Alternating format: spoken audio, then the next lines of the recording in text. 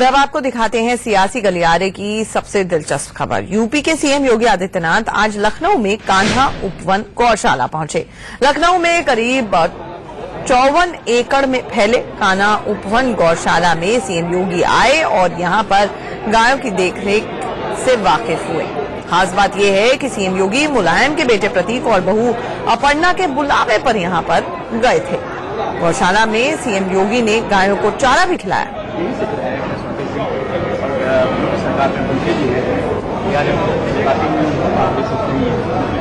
इस दौरान अपर्णा यादव भी उनके साथ मौजूद रही। आपको बता दें कि कान्हा उपवन गौशाला की देखरेख अपर्णा यादव का एनजीओ करता है। इस गौशाला में करीब 1100 गायें हैं और सैकड़ों की तादाद में दूसरे जानवर भी हैं।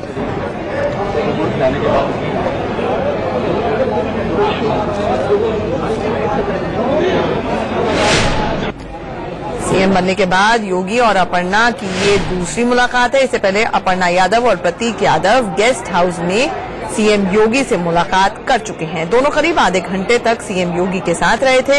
इसके बाद इस मुलाकात पर सियासत गर्म हो गई है। कयास ये लगाए जा रहे हैं कि अपर्णा यादव बीजेपी ज्वाइन कर सकती हैं। बात यह है कि अपर्णा ने भी बीजेपी में जाने के सवाल पर सीधे तौर पर इनकार नहीं किया।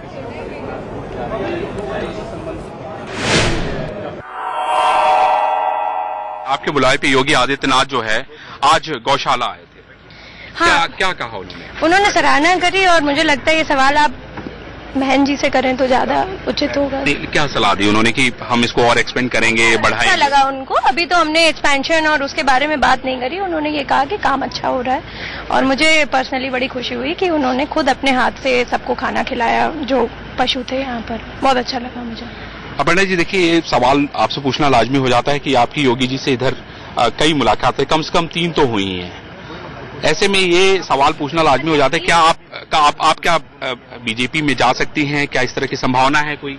अब ये जो बोल रहा है आप उससे बात करिए। तो इससे पे मैंने कुछ सोचा नहीं। मैंने पहले भी आपसे कहा था कि मैं सामाजिक सेविका हूँ। मैं समाज के सारोकार के काम से जुड़े रहना चाहती हूँ और गाय एक ऐसा जो है मेरा मुझे कह लीजिए मेरे हृदय से छूता हुआ एक सब्जेक्ट है।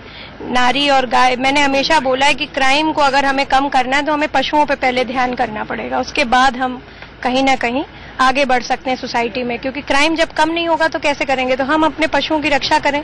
पशुओं की रक्षा किस प्रकार से होगी वो यहाँ पर आप देख रहे हैं। हमने जो है लाचार हैं, वृद्ध हैं, जो दूध नहीं देती हैं, जिनको सड़क पे छोड़ दिया जाता है, जो पन्नी खा के बीमार रहती हैं, उन गायों की मैं सेवा कर रही हूँ। मेरे पति सेवा कर रहे हैं। हमारी पूरी टीम लगी हुई है दिन रात। हमारी कई जगह ऐसी एम्बुलेंस हमने बना रखी है कि नॉर्मल एम्बुलेंस से पहले पहुंच जाती है। तो ये सारी। लेकिन अपर्णा जी, इसके अलावा आप राजनेता भी हैं, बहुत बड़े परिवार की बहू हैं। जी, तो ये तो मेरे सौभाग्य की बात है। हाँ, तो सौभाग्य के साथ साथ सवाल भी आ जाते हैं ना, फिर वो तो सवाल का जवाब फिर देना पड़ता है। कोई अभी ऐसा कुछ नहीं है। मतलब बीजेपी में जाने की बातें सिर्फ कयास है? पता नहीं। इसका कब जवाब मिलेगा? समय सारे जवाब दे देता है। योगी आदित्यनाथ को आमंत्रित करने का काम अपर्णा यादव और प्रतीक यादव ने किया था। प्रतीक जी, आप क्या सोच के आपने आमंत्रित किया था योगी जी को? देखिए, यहाँ पे जब उत्तर प्रदेश में योगी जी जब मुख्यमंत्री बने तो मेरे ख्याल से सबसे पहला ठोस कदम उनका ये था कि गौवंश की जो हत्या हो रही है उसको बचाया जाए। और क्योंकि इस कान्हा उपवन और जो जीवाश्रय जो ये संस्था है, ये जो कि कान्हा उपवन को जो चला रही है, उसको मैं पिछले 5 वर्षों से लगातार देख रहा हूँ, निरीक्षण कर रहा हूँ। तो जब हम मिलने गए योगी जी से तो हमने उनको बताया कि एक इस तरह की संस्था जो कि हम लोग के निरीक्षण में चल रही है और बड़ी क्लोज मॉनिटरिंग रहती है कि यहाँ पे ज्यादा से ज्यादा जानवरों को बचाया जा सके। 18,000 से ज्यादा जानें बचाई जा चुकी है यहाँ पे।